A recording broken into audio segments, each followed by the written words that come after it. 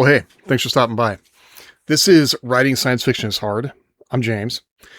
And today I wanted to do a 2026 goals episode. If you're here after listening to the 2025 recap episode, thank you for sticking with me. That felt like a whole lot of complaining. But more, it's just an attempt to get it all out. Because like I said in the last episode, it's maybe I try to be an optimist, but I focus on what's in front of me and not what's behind me for the most part. And it was a lot of stuff last year. So 2026 is, I just feel like I've been looking forward to this year for a long time. I wanted to get through 2025. I wanted to finish the projects that I've been working on for so long, and I finally managed to do that, which opens up a whole new blank slate of things that have to be done, right? I've also been feeling in the last week like a decided lack of energy or momentum towards starting those new things, which is something I probably want to talk about in the future. I'm absolutely feeling a thing that Seth Godin calls the dip, which is where you go from having a lot of excitement about a thing early on in the project, and then you just experience this excitement and then dip into like, oh, this is actually work. And I've been there for a long time with most everything. So that's where systems come into play. That's where deciding how you're actually going to get things done is so important, at least for me. So let's talk about what I'd like to get done, and then we'll talk about how I'm actually going to do it. And I hope that is helpful for you so you can fit this to your own life and see, basically get it on the calendar and figure out how you're going to manage these projects, which is ultimately what it is, right? Project management. And also team motivation. Only the team is you.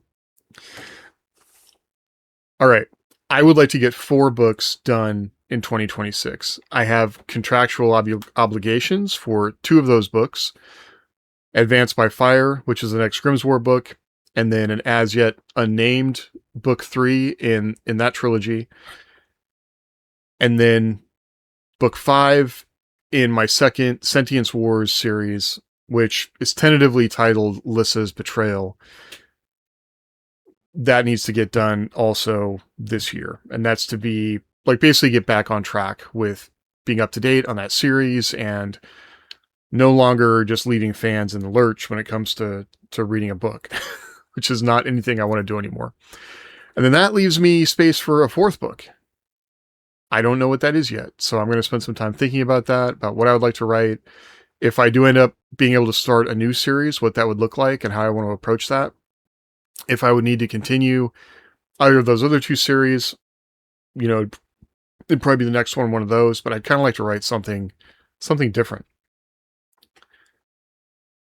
The other main thing that's going to be happening this year is grad school. If I get accepted, there's probably going to be writing projects associated with that. So I would absolutely like to get, I have to get 3 books done. I would like to get 4. I probably need to think about the fact that I don't know what the requirements will be. Like, I know there'll be some kind of thesis project, which is probably going to be, for me, a novel of some kind, but I'll have more information about that by the summertime. I wouldn't expect that would have to be done in the first year of the program, but I don't really know what the writing requirements are going to be for that. So more posted. I'm kind of leaving that as a blank spot. I'll talk about how I plan on getting these things done in a minute. So grad school, this is kind of where the dip comes into play as well. Like, I was really excited about this. I talked to people about it. Whenever I take on something hard like this, I talk about it because that makes it a bit more real. I ask people to help me, which also makes it more real because now I don't want to let other people down when I'm working on it. But I have really hit a wall with this stupid personal statement on why and how I want to why I want to attend the program. Some of it is because the 2 programs I'm applying to have different sort of requirements and what they want. I think I pretty much finished what one of them wants, but the second one, I was reading back over it and realized like, oh, I didn't actually address the questions that they had. And I just have to get that done. So I'll keep banging away on that, but it's really easy to lose energy on something, at least for me, when I feel like I'm not making progress on it. And I feel like I have not been making progress on it. Part of it is just getting the document in front of me and working on it. So I'll keep banging away on that. And I expect to have it done this week. I expect to have it done this week. I'll just say that again. I don't expect to. I will have it done. One of the things that would come along with that, depending on which program I get accepted into, there would be a residence component either in July or in September timeframe. Neither of those are great times, but with all of this, like, none of it is going to be an absolutely great time, right? So I just need to figure it out and get it done. July would be 10 days around the middle of July over in Eastern Oregon. That would be awesome. September, what they were saying when it's currently scheduled would be right in the middle of a very busy time for me. So with work, and I honestly don't know that I could actually do it. So it's basically a problem I was going to address if it becomes a problem, and then go from there. But that's something that'll have to happen this year. The next thing I want to do is some travel. Libertycon is happening in June. That would be the main trip that I'm taking. We're spending a lot of money this year on home remodel projects, and so I don't want to spend a lot of money on travel. I traveled a lot in 2025, and while I enjoyed it, I also feel like it was taking me away from the work that I actually needed to get done. And I don't know that money, I don't like owing as much money as I do. So I'm really just focused on paying off the projects that we've got going right now. And to do that, and the thing that is most important, the core thing that I need to do is right, and anything around that is fun, but it's not the core thing that I should be doing. So, and that's a thing I really want to focus on in 2026 is the core thing that I should be doing, which I'd also talked about writing short stories last time and how I'd like to write more short stories, but I'm going to correct myself and say that is not the core thing that I should be doing. I have the opportunity to write novels, and that's what I should be doing. Even if I chase the new shiny on some new idea or something, that's sort of shadow work for me, because it's the shadow. It's not doing the thing that I know I should be doing. I would like to continue working on this podcast. For me, the podcast is a thing that it does serve the writing in that it creates a weekly rhythm. It's a thing that I do every Monday, even though this podcast comes out on Tuesdays or YouTube. It creates a rhythm. It makes, when you have a career like this, that you're not necessarily showing up to work every day, and it's not like a regular job for me. It helps to have things that make it more real, I suppose. Like, the books exist, but if you, like, they're in the back corner there. There's a bunch of them. But it still helps. The thing that's right in front of me is the thing that always seems to get the most attention. And that's a thing that I've realized over time, whether it's, family, or obviously there are things that absolutely need attention. My family needs my attention. That is the most important thing for me. There's the stuff with my mom that obviously needs my attention. My dad, increasingly. The day job is there. And then it's just easy to push writing off, especially if you have like a nebulous deadline that's just out there. And that's not how I want to operate. Like, it is a second job that I'm doing every day. I'm getting up in the mornings to do these things. And for me, the podcast and daily work of getting up in the morning and getting out, that's all part of what makes that real, because it's so easy for that to slip. I have some friends that are very pedantic about the idea that a writer writes every day. And then other people will say, no, you're being too hard on yourself. You don't have to write every day to be a writer. But I do think there's something to be said for establishing rhythm and doing the thing every day. Whether you're doing great work every day, that's could be debated, but you're still doing some kind of work. And that is a thing that doing this helps me continue that. And I hope it's helpful for you out there who might also be struggling with the same stuff, that you are not alone in this. And that's work-wise what I want to accomplish for 2026. It might not seem like a lot on paper, but it's when you get into the details, it is going to be work every day. 4 books means, basically a book a quarter. That means 90,000 words every 90 days. So at least 1,000 words a day. That's not counting editing time and other things that need to be done in that realm. And then it's not really fair to think you're going to get 1,000 words done every day. Like, that's just the reality. I don't. I get fewer words than that. I get more words than that. As I get closer to the end of a project, it always moves faster. As the book and the story becomes a thing that exists, it's a lot easier just to basically document what's happening in the story and what you had planned to happen in the story, because the characters are doing things that make sense, as opposed to the very beginning when you're trying to create all of this and bring it into reality. And since both of these are follow-on books in a series, I fully expect it is easier to write them. I just have to sit down and do the work in that respect. So the thing I do want to work on as far as the podcast and YouTube goes is the workflow. You'll notice for this episode, there was a little bit of intro music, which is a thing that I've wanted to have for a while. I think that also helps establish the creation as its own entity. That's probably not the right term I wanted to use, but it gives branding to the show. Branding helps. It creates identity that this is a thing that exists. The music contributes to that. Having a template of the way things are done each time helps contribute to that. People know what to expect. I don't have to think so hard about what I'm making each time. And so that's the thing I'm really going to be focusing on, is how to standardize how this show works, and that should make it easier to produce down the road. The YouTube channel, this is taking away from my writing time. The review that I did last week, it was something I wanted to do, and I learned, even in doing that, I learned some new things about video editing.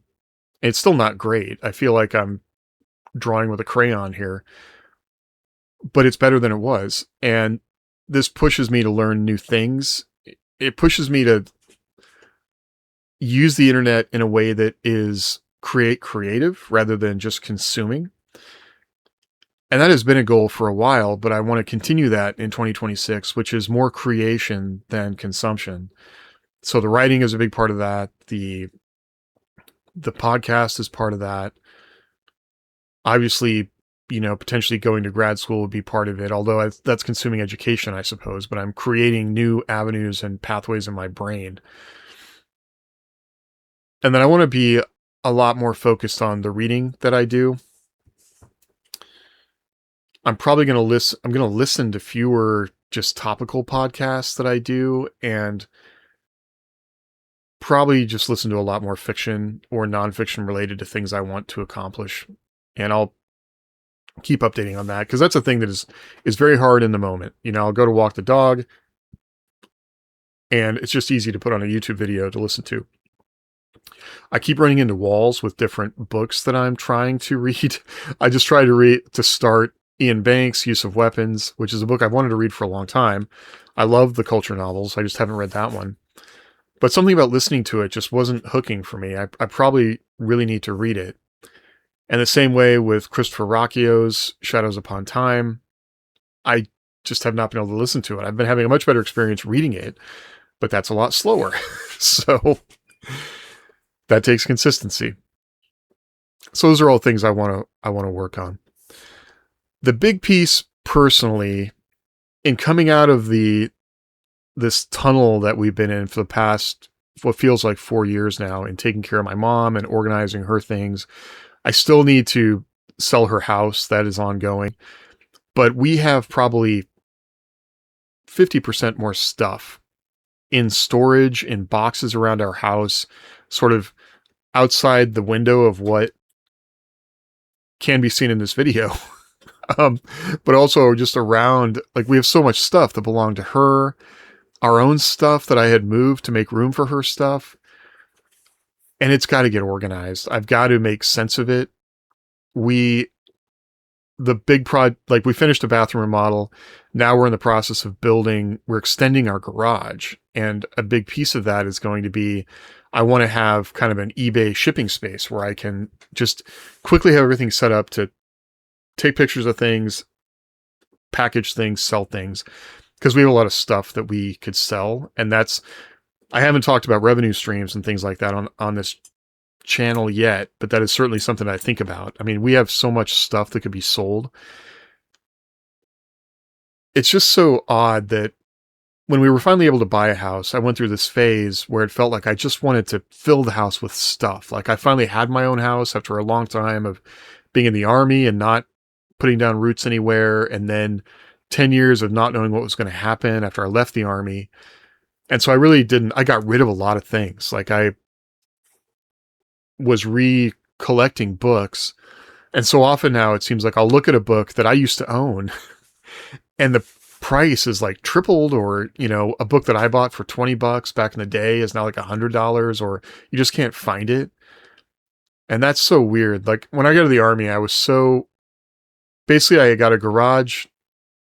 I went to my ex-wife's place and all of my stuff had come back in our household goods, and she just had it all in the garage and I just had to take it all. And I was living in an apartment, and I kind of got stuck with all the stuff she didn't want either. But I really wasn't.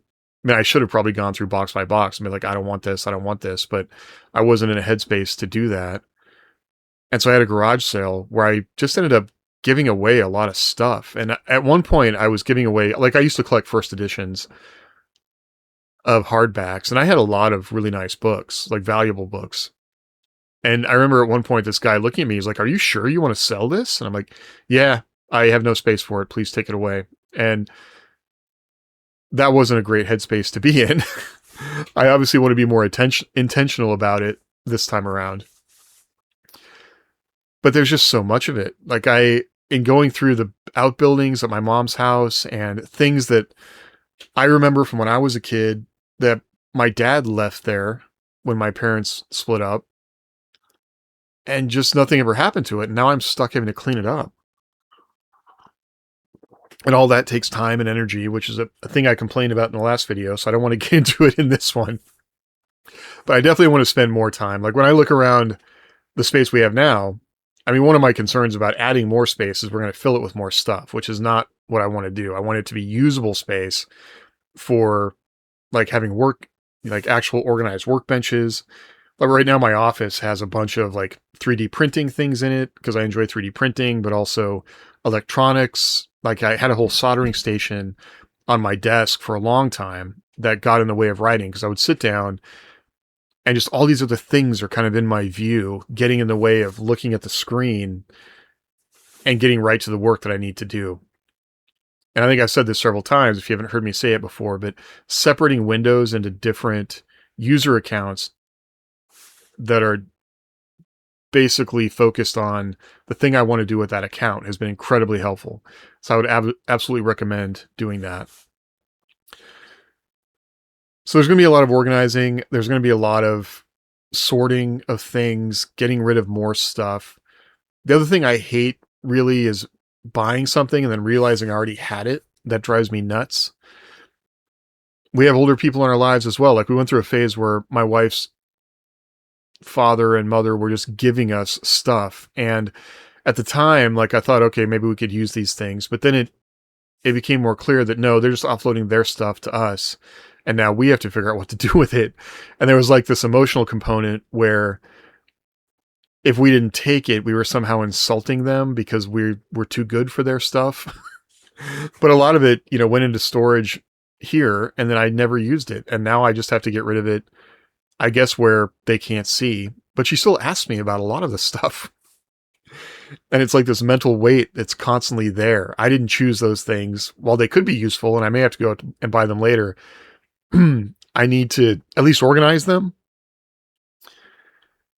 But it's a lot of stuff.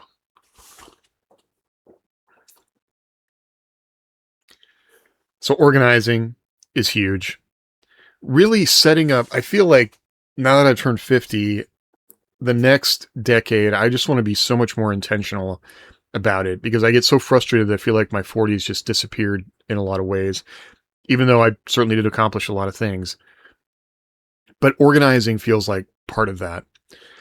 Also related to organizing is getting a lot of my excess spending under control.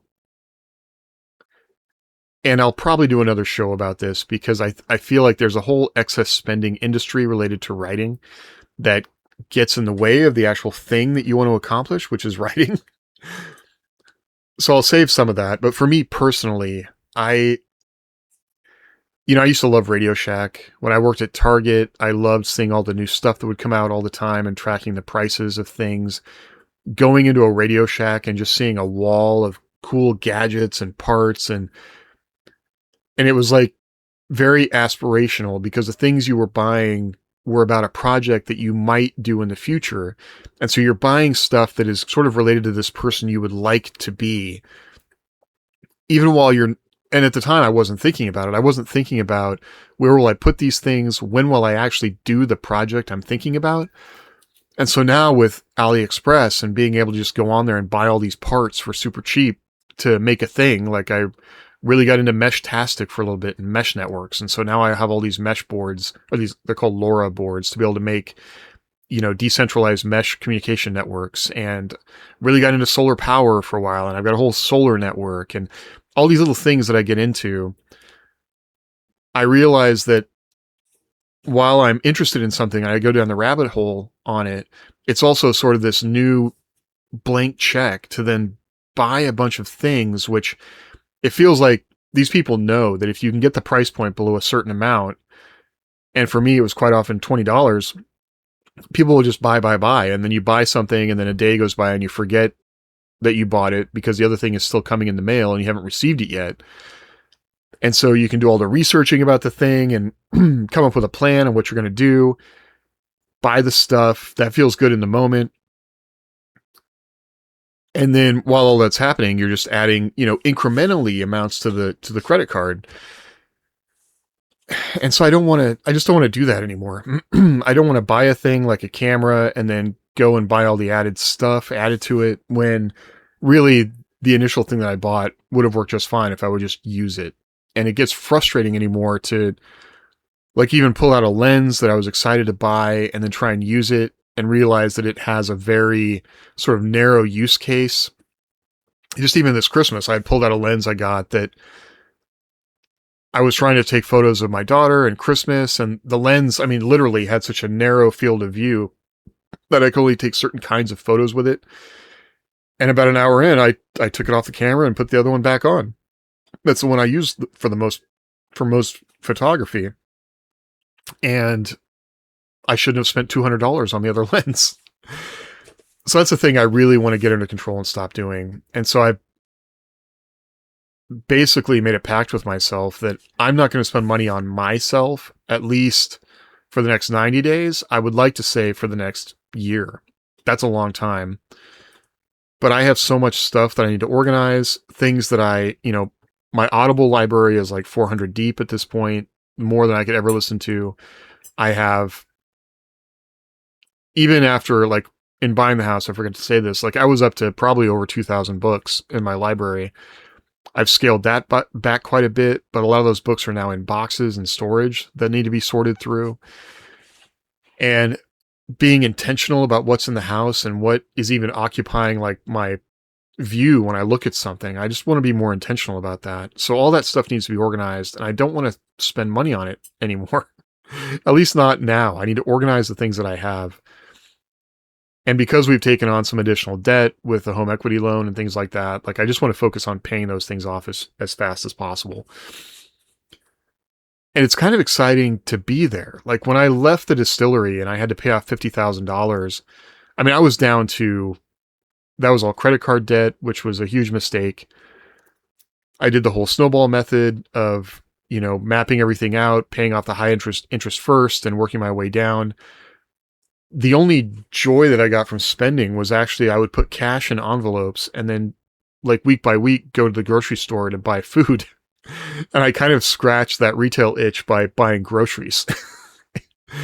But that oxytocin hit actually was the same thing. And I maybe should have recognized that. And I almost sort of want to get back there. Like, we're probably not going to go back to, cash and envelopes, but figuring out what it is about buying that gives me so much like enjoyment, and just not adding more stuff to the house, like finding other ways to make that, I don't know, enjoyable. But also I realize that I should not subvert that into just buying things for my daughter or my wife. It's definitely a thing I'm giving a lot of mental energy to going into this year. And it's a thing I was already going to do. It's just 2026, like January is kind of makes it an easy start point, right? Okay. So how are we going to accomplish these things? It all comes down to me, like I was talking about, establishing those habits of getting up every morning, for me at 4:30. That way I can take care of the stuff I need to in the morning and get out to the office and start writing by 5, which gives me 2 hours of solid work before my daughter wakes up. Continuing to do that. And it's already setting in that, like, even over this break, it was easy to stay up too late. Oh, I'll just push the alarm forward to 5. And then if I do that, I immediately notice that, oh, it's easier to stay up a little later and a little later, and then it gets harder to get up. So really, that's got to be an iron rule, is to get up at 4:30, no matter, because then I will start getting tired at 9 and go to sleep. So continuing to do that. My goal is to do 2,000 words a day. Shooting toward that goal at least will get me past the 1,000 words that I need to do to be able to get the books done. We're already on the 5th of January, and I have not been meeting that goal for January so far. And I could blame the holiday. I could blame everybody in my house except me. Seem to get some kind of stomach bug over the weekend. There's a lot of stuff that's always going to get in the way. So I have to shoot past the goal, like shoot past the amount I really need, and try to do more so that I can at least meet the baseline of what I need. But that's a thing I'll continue to be focused on. And it's just those basics. Go to bed by 10, get up at 4:30, try and get those words done. Do these updates weekly so that I can look back on where I've been and what I'm accomplishing. And then continue to think about writing seriously, continue to think about communication seriously. I've got a bunch of different video ideas that I want to talk about, where this one is very much update focused, but going forward, I'll be doing videos that are more focused on kind of concepts that I'm thinking about, especially as I work through problems with the books and things like that. So that will continue to make the work real. I don't know how else to really put that, but pushing forward with those set, like applying structure to it, is what gets it done. Now I got Scrivener again, and I had mapped out the whole book in Scrivener. That kind of feels like maybe I'm wasting work when I should just be creating words in Word. But we'll see how that goes. I've been wanting to use a bunch of the targeting features that are in Scrivener. I don't know how much that's actually going to help me. I'll report back on that. But I did map out the latest book in Scrivener, scene by scene. And then I ran into basically a roadblock with the scene I was trying to write, which kind of stopped me. But I'll report back on how that works. I may just go back to Word, but try new things to keep it pushing forward. So that's 2026. Novels, organization, economy, budgeting. Those are the things I want to do. There's other things. I want to go camping with my daughter. I want to, and I also, here's another thing I did for this whole year, was map all this out in the calendar. Because when you have a family, when you have commitments, you absolutely need to do a thing that was central to the Army, but backwards planning from when a thing is due or when you want to do a thing, and then look at the calendar and see what time you actually have to get that done. These are the actual hours you have. These are the days that you have. And then protect that time. Tell people what you're going to do. For like my wife and I, we actually have, like, every Sunday we talk about what's going to happen the week ahead. I've started talking about my writing goals and what I want to accomplish, so that it's all very clear and out there. And then if she knows I'm frustrated about something, she can ask me, are you not accomplishing what you wanted to? And then why? And we can talk about it. And I can't sort of just hide that away and be frustrated. It's a project that we're all working on, and we can all be part of that success. But it's also very clear where if she is going to ask me to do something, she also knows what priorities are going on in my head. So mapping those things out is very important. And if you haven't done that, I would highly recommend that. It can just be as simple as getting a calendar and writing, Xing out the days that you won't get work done, and being realistic about that. If your family's going on a trip, you really should not do writing on those days. If you know that there's going to be a doctor's appointment, or you've got some kind of like, medical thing coming up, those are days you probably are not going to get writing done. So mark down the other days that you're going to have and focus on those days. If you have deadlines, obviously work backwards from those deadlines. Give yourself enough of a buffer that if you do miss some things, you've got space to get the project done. But for me, that's the only way anything gets finished. And as soon as I let that stuff slide, that's when I don't make a deadline. And that's going forward. I will not miss deadlines anymore. Like I'm through this part of my life, at least with my mom, that I just am not going to take on a commitment that I cannot finish.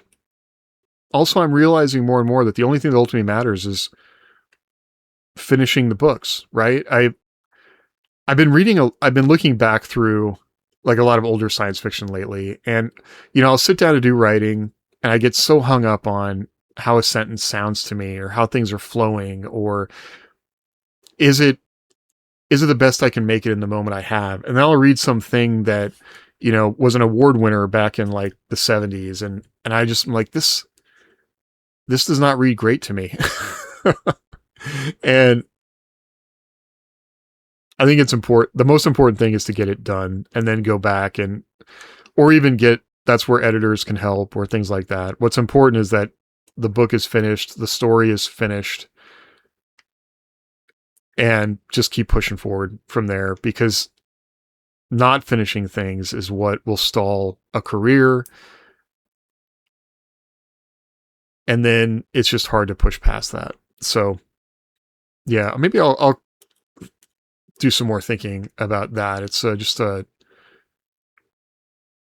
I'm still thinking about the video essay, or the essay in general, about content versus writing. But to a certain extent, if content is just words that fill space between advertising and writing has intention behind it and effort,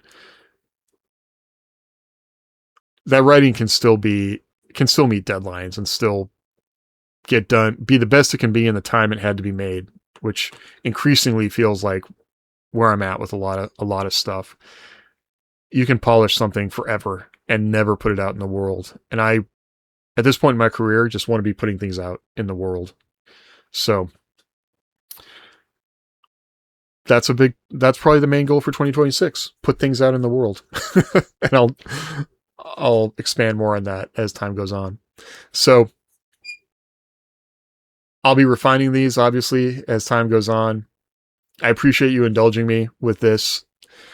And next week, we'll be getting back to some things that are more useful. I have been doing kind of an in-depth study of why I think Dungeon Crawler Carl has worked as well as it has, and why it worked really well in the beginning as a start to a series that could either, if it had legs, expand, and if it didn't, end when it did and still be satisfying. So I'm probably going to talk more about that next week. If you haven't read Dungeon Crawler Carl by Matt Dinneman, go do that. If you like audiobooks, listen to the audiobook. It's probably got the best audiobook I think I've ever heard. So I will leave you with that. And if you've got goals for 2026, I would love to hear about them. And if there's any way I can support you, please let me know. All right. Thanks for hanging out with me, and I will see you next time. Later.